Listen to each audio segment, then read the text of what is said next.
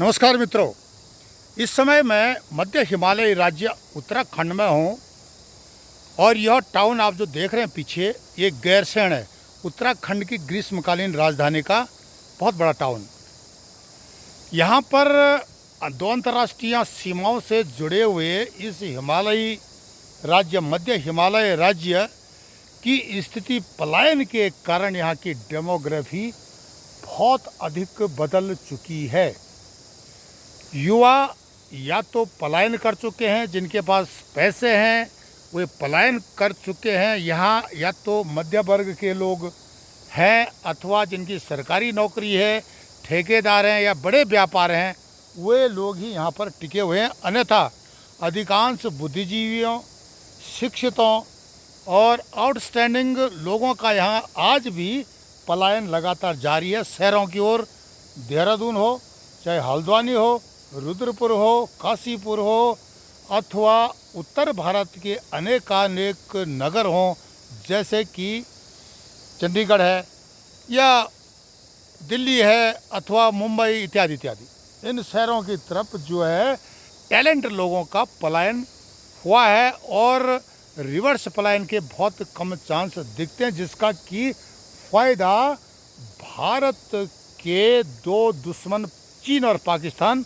Coordinate करके यहाँ पर उठा रहे। अब क्या हो रहा है, यहाँ पर धीरे धीरे जो है उन तत्वों को डाला जा रहा है जो कि वामपंथी सोच के हैं अथवा जो जिहादी सोच के हैं। पाकिस्तान द्वारा प्रायोजित अंतर्राष्ट्रीय आतंकवाद की दम पर चीन जिस प्रकार से पड़ोसी देशों में घुसपैठ करते रहा है और आज भी उसके प्रयास जारी हैं, इस पर बहुत कम देशों के जो सुरक्षा जनप्रतिनिधि हैं या सुरक्षा एजेंसियां हैं उनकी नज़र गई है और गई भी हैं, तो इसको इन्होंने बिल्कुल एक साधारण तौर पर लिया, लेकिन यह साधारण तौर पर लेने वाली बात नहीं है। कश्मीर में जिस प्रकार से हिंदुओं का वहाँ से पलायन हुआ और आज स्थिति यह है कि कश्मीर में गिने चुने हिंदू ही रह गए हैं, इसका कारण यह है कि पाकिस्तान स्थित जिहाद बेस्ड जो आतंक है उसको जो है बढ़ावा मिलना। धीरे धीरे क्या होगा कि उत्तराखंड में जहाँ जहाँ सड़कें गई हैं वहाँ वहाँ दुकानें, जिस प्रकार मैं पिछले एपिसोडों में आपको बताते रहा हूँ कि वहाँ पर इन अराजक तत्वों का, भारत विरोधी तत्वों का, वामपंथियों का जमघट हो गया है, जो कि सपोर्ट करते हैं भाईचारे इत्यादि के नारों से, सेकुलरवाद के नारों से, धर्मनिरपेक्षता के वादों से। पर लेकिन जिस प्रकार से यहाँ पर अपराधों की संख्या बढ़ी है, आप जा सकते हो, देख सकते हो उत्तराखंड में अपराधों का पिछले 10 सालों में आंकड़ा बढ़ा या घटा है। इसमें हम किसी व्यक्तिगत सरकार को दोषी नहीं ठहरा सकते हैं, क्योंकि भारत के जो संविधान में इस प्रकार के प्रावधान है उनको ताक में रख करके यहाँ पर यह सब कुछ चल रहा है। यहाँ पर ज़मीनों पर कब्जा, हल्द्वानी में आपने देखा कि रेलवे की ज़मीन पर जो कुछ लोगों ने कब्जा कर लिया है और कागज़ दिखा रहे हैं, बहुत पुराने पुराने कागज़ कहाँ बनाए उन्होंने। इसका मतलब जो अराजक तत्व हैं, भारत विरोधी तत्व हैं, भारत के एडमिनिस्ट्रेशन में, भारत की व्यवस्था में अपना प्रवेश कर चुके हैं और अराजक तत्वों को यहाँ पर बढ़ावा दे रहे हैं। जैसे कि अब यहाँ पर युवाओं का पलायन होना, यहाँ तक कि जो मैट्रिक पास या 12वीं पास भी यहाँ से पलायन करने के चक्कर में रहता, बशर्ते कि वो किसी होटल में या किसी एमएनसी में छोटा मोटा 8-10 हज़ार रुपया कमा रहा है, 15,000 रुपया महीने का कमा रहा है, जिसमें कि उसकी रोजी रोटी ही हो रही है, बाकी कुछ नहीं हो रहा है। यह एक विडंबना है, सिर्फ उत्तराखंड पर नहीं, पूरे भारत पर, भारत की सुरक्षा पर बहुत बड़ी सेंध है, क्योंकि यहाँ पर जो असैनिक हैं, स्थानीय निवासी हैं, वे भी अप्रत्यक्ष रूप से सैन्य का काम करते हैं। भारत की आंतरिक सुरक्षा हो या बाह्य सुरक्षा हो, उस पर नज़र रखते हैं। वे जब यहाँ पर रहेंगे तभी तो नज़र रख पाएंगे, अन्यथा जो भी यहाँ पर अराजक तत्व हैं उनकी तेज़ी से यहाँ पर घुसपैठ बढ़ी है। इस पर अगर सरकारें, केंद्र सरकार हो, राज्य सरकार हो, अंकुश नहीं लगाती है तो यह एक बहुत बड़ी विडंबना होगी। मित्रों, यहाँ पर एक चीज़ मैं बता देना चाहता हूँ कि रोज़गार क्रिएट करने के लिए ऐसे गरीब लोग हैं जिनके पास कि 1-2 लाख इनिशियल स्टेज में नहीं होते हैं, यहाँ तक कि 50,000 भी नहीं होते हैं, ताकि वो छोटा मोटा काम शुरू कर सकें। हर आदमी को नौकरी नहीं मिल सकती है। हर आदमी को अगर बोलो कि हर आदमी को नौकरी चाहिए, तो बाकी काम भी तो हैं। सरकारी नौकरी, सफ़ेद पोस्ट होना सब चाहते हैं। ग्रेजुएशन करने के बाद भी लेबर काम विदेशों में करते हैं, भारत ही नहीं। तो इस प्रकार से सीखने की बात है ये कि हमें पैसे कमाने एक ईमानदारी तरीके से, ईमानदारी के रास्ते से पैसा किस प्रकार कमाना है वो आना चाहिए। यह सफ़ेद पोस्ट नौकरी, पुलिस में जाना, एडमिनिस्ट्रेशन में जाना, क्लर्क बनना इत्यादि इत्यादि, इस सोच को उत्तराखंड के युवाओं को छोड़ना पड़ेगा। यहाँ पर सहारनपुर से, बिजनौर से, मुरादाबाद से, रामपुर से, उत्तर प्रदेश से, यहाँ तक कि दिल्ली से भी कई लोग काम कर रहे हैं। और काम क्या कर रहे हो? जैसे नाई का काम, मोची का काम, वेल्डर का काम, या अनेक जो छोटे मोटे काम हैं, पंचर लगाना इत्यादि, सारा वही लोग कर रहे हैं। और जहाँ पर स्थानीय लोगों की भागीदारी इसमें नगण्य है। इसके लिए सरकार को आना पड़ेगा आगे, समाज सेवी संस्था को आगे आना पड़ेगा, उनको ट्रेनिंग देनी पड़ेगी। और ट्रेनिंग देने के बाद उनके जो व्यवसाय हैं उनको स्थापित करना पड़ेगा।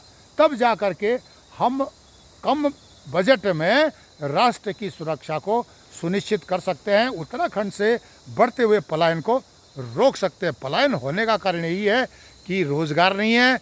और हर आदमी सामाजिक जो फैक्टर्स हैं, सोशल फैक्टर्स, उसके अलावा जो है राजनीतिक फैक्टर्स या कई और फैक्टर्स, पारिवारिक फैक्टर जो कि सामाजिक फैक्टर्स में एक आता है, यह सब मिल करके यहाँ पलायन के क्या, इन फैक्टरों में क्या कमजोरियाँ हैं जिसके कारण कि युवा पलायन करके शहरों की तरफ जा रहा है और राष्ट्र की सुरक्षा को कमज़ोर कर रहा है। इसके लिए हमें होमवर्क करना पड़ेगा।